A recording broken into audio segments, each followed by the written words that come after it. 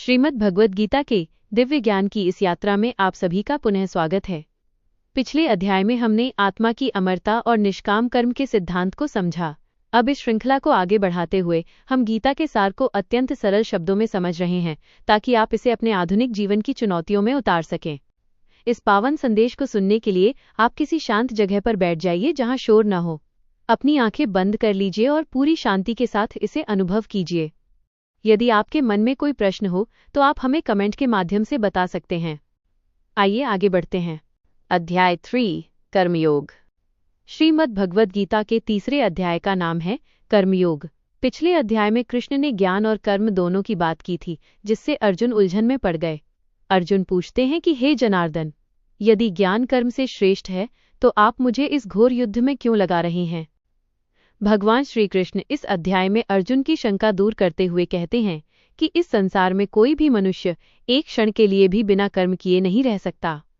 यहाँ तक कि शरीर को चलाने के लिए भी कर्म करना आवश्यक है। कृष्ण समझाते हैं कि कर्म को छोड़ना समाधान नहीं है, बल्कि आसक्ति को छोड़कर कर्म करना ही असली योग है। वे बताते हैं कि जो लोग ऊपर से तो कर्म छोड़ देते हैं, लेकिन मन ही मन विषयों का चिंतन करते रहते हैं, वे ढोंगी कहलाते हैं।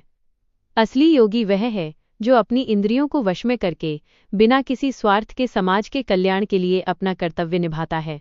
इसी अध्याय में कृष्ण यज्ञ की भावना से कर्म करने की सीख देते हैं, जिसका अर्थ है दूसरों की सेवा और सहायता के लिए कार्य करना। इस अध्याय का एक बहुत ही महत्वपूर्ण श्लोक है, यद्यदाचरति श्रेष्ठस्तत्तदेवेतरो जनः स यत् प्रमाणम कुरुते लोकस्तदनुवर्तते। हिंदी अनुवाद, श्रेष्ठ पुरुष जो आचरण करता है, अन्य पुरुष भी वैसा ही आचरण करते हैं। वो जो कुछ प्रमाण कर देता है, समस्त मनुष्य समुदाय उसी के अनुसार बरतने लगता है। जीवन में इस अध्याय की सीख। अध्याय 3 हमें सिखाता है कि काम ही पूजा है। आज के समय में हम अक्सर सोचते हैं कि आध्यात्मिक होने का मतलब सब कुछ छोड़कर कहीं चले जाना है, लेकिन कृष्ण कहते हैं कि अपने कर्तव्यों को पूरी ईमानदारी से निभाना ही सबसे बड़ी आध्यात्मिकता है।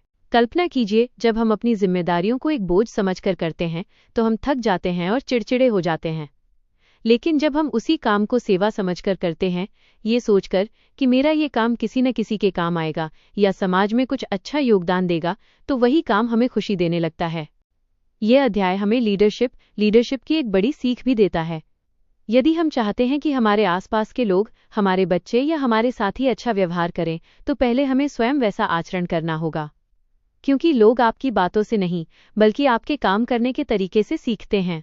कर्मयोग हमें आलस्य और स्वार्थ से बाहर निकालकर एक कर्मठ और संतुलित इंसान बनाता है। अध्याय 3 के अंत में कृष्ण काम यानी इच्छा को सबसे बड़ा शत्रु बताते हैं और अर्जुन को उसे जीतने की प्रेरणा देते हैं।